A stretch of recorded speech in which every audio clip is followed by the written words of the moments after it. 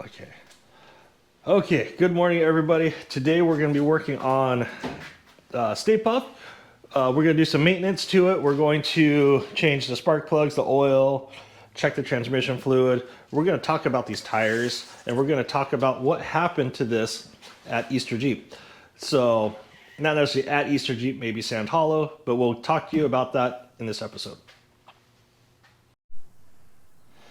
Okay, so pretty much we're going to start with the spark plugs, and then we're going to change the oil. We'll talk a little bit about the tires, and we'll show you the damage from Sand Hollow, Jacob. Was it Sand Hollow or Moab? Sand Hollow. Okay. So we'll get spark plugs pulled out and put some new ones in, check the oils, and do all that great stuff. So, okay, let's get this out. Oh. There's just no. There we go.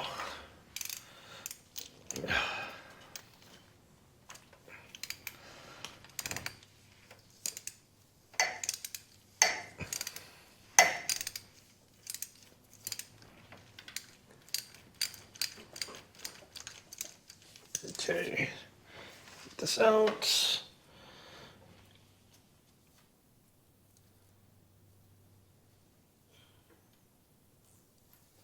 Okay. All right. To me, I don't know. It looks a little like it did get a little warm, but I'm going to blame it on the other computer. Just because. Just because. I don't know if it was that, this has been in for a little over a year. So, and I know the tip looks wore out, and I doubt that will ever show up on the camera, but to me, it looks like it got hot.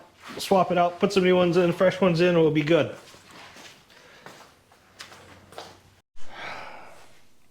Okay, we got all the spark plugs all swapped out. Before we started, I want to change the oil. And actually, I'm going to have you change the oil. See how big of a mess you make. Oh. So, I think that's the right size. Okay. Well, where's... It's on that little metal cart.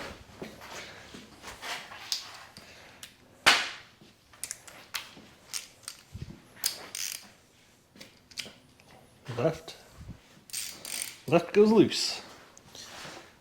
Want them pad? Yeah. Okay.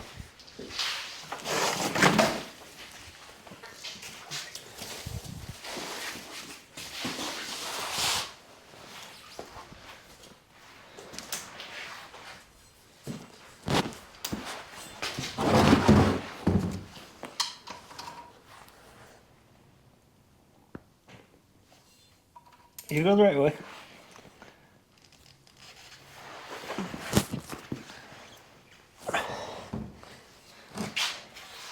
Want to break it loose? Huh? I used a different ratchet when I did that, I think.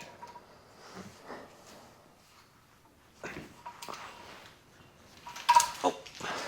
Here, let me get it. Thanks.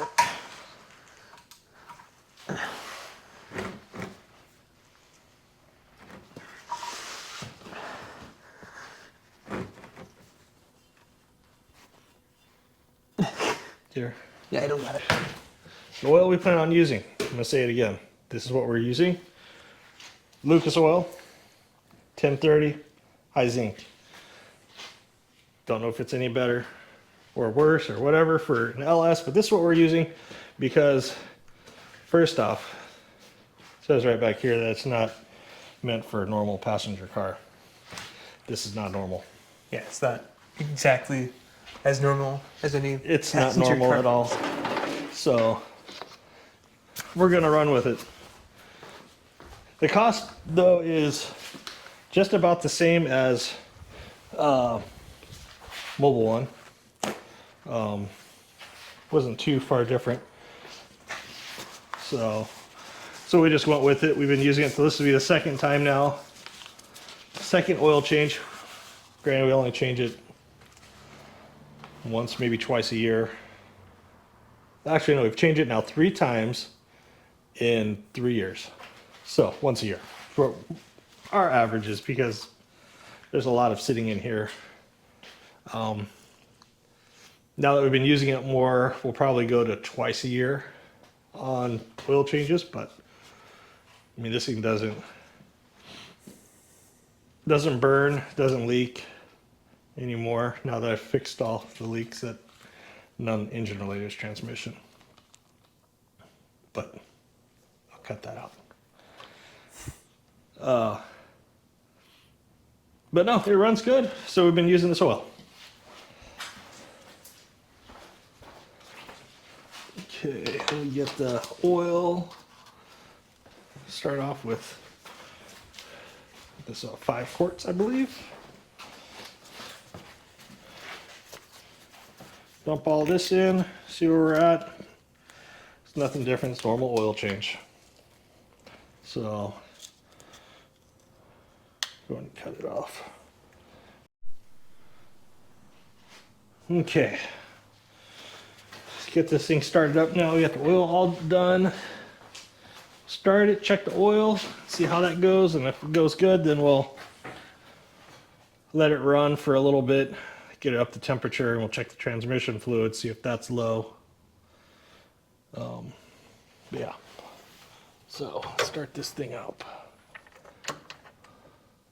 Nothing up there, right? No. Okay.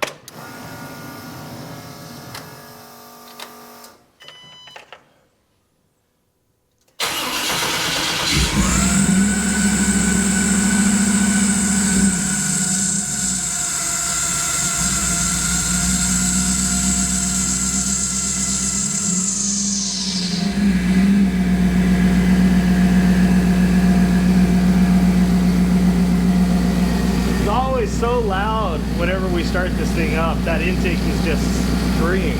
Yeah. Sure.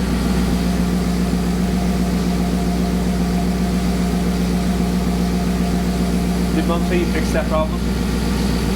Well, I tried a new piece thinking that it would solve the problem. It's an idle valve,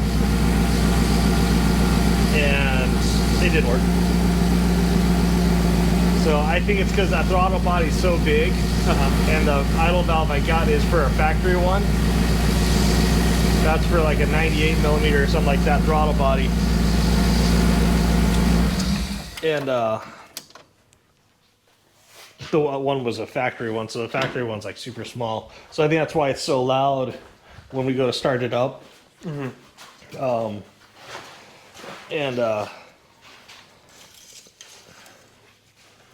Yeah. Should be pretty good on oil.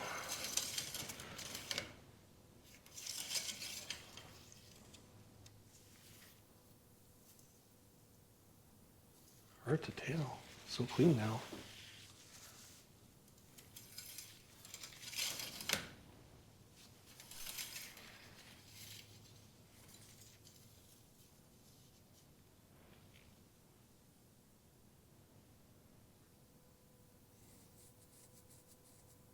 Might be able to put that last quart in.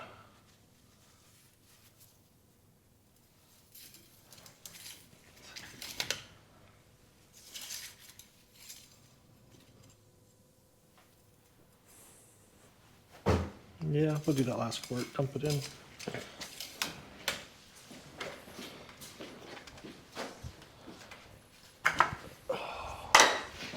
Grab the, because it's a little low, but not, I mean, I don't know, it's just a little low, in my opinion, a little low.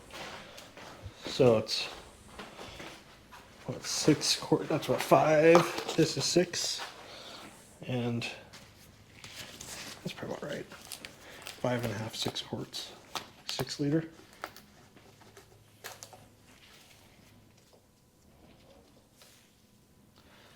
Okay.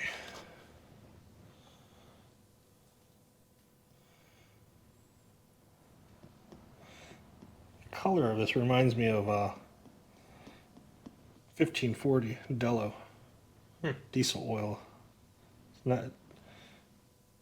It's like it's not because it says additives in it. Where the Dell is just a thick diesel oil, so it's dirty.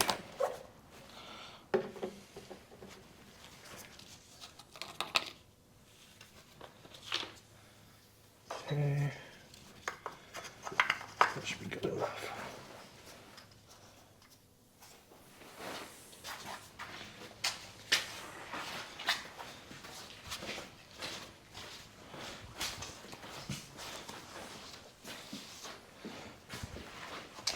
I don't know. They say Lucas products are good. I mean, we've been using it for a little while now.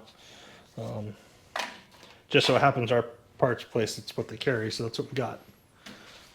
They have mobile one too, but it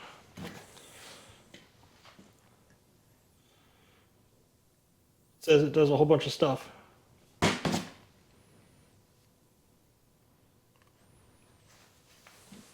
Even for cars that use ethanol. Well, it's a good thing that's what they put in gas anymore. 10% ethanol everywhere.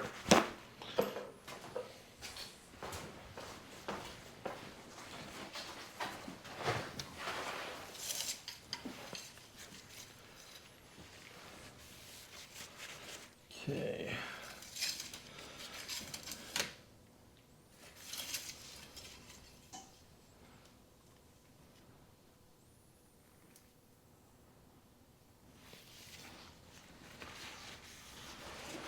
So much oil on the dipstick in the tube now.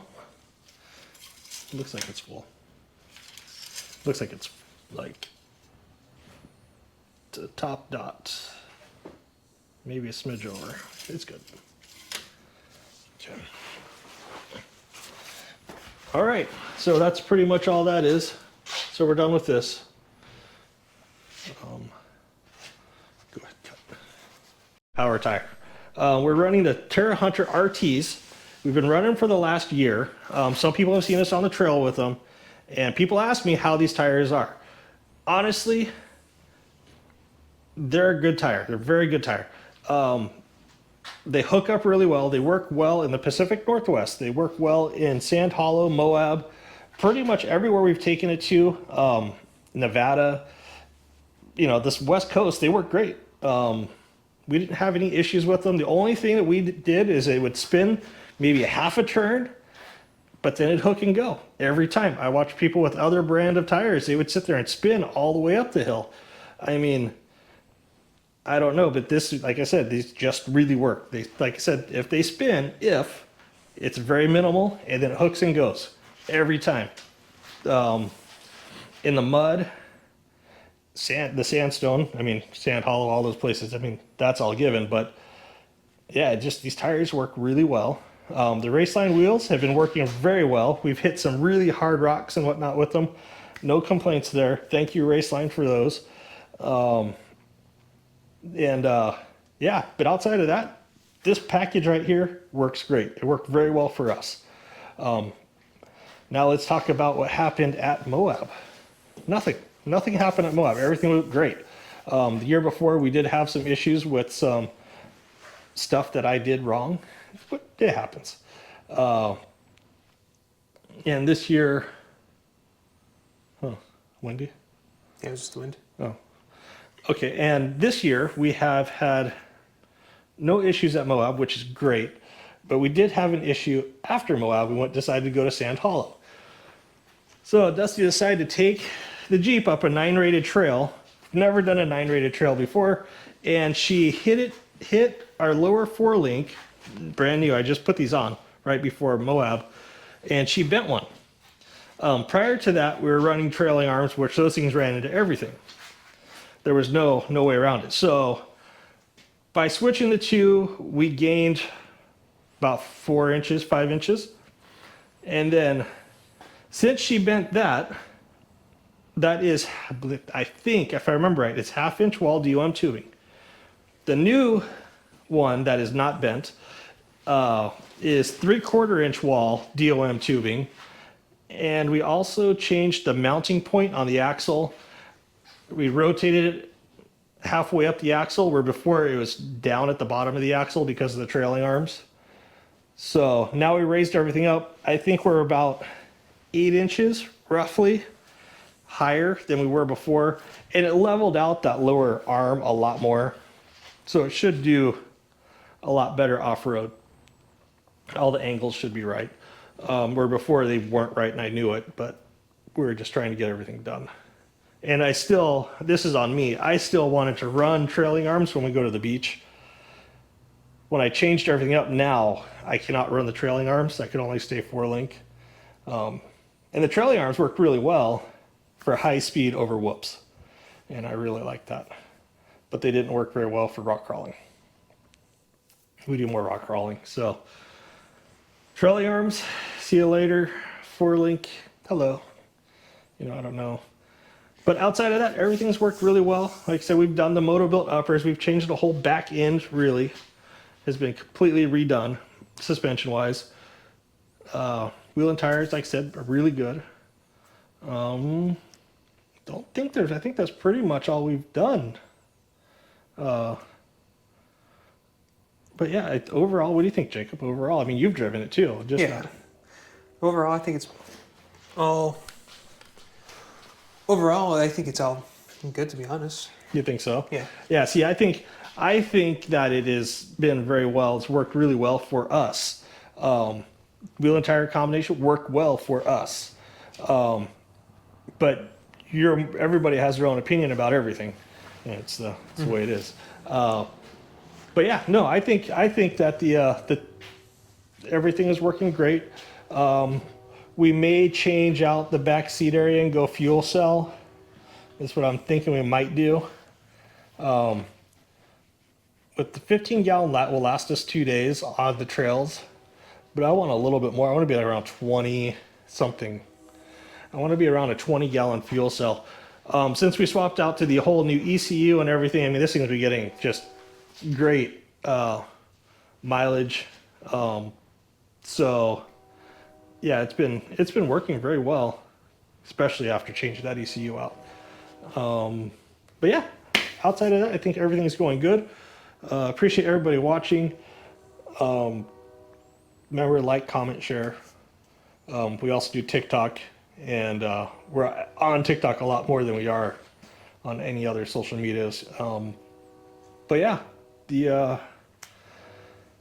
that's gonna be pretty much it for this one. See what we do next.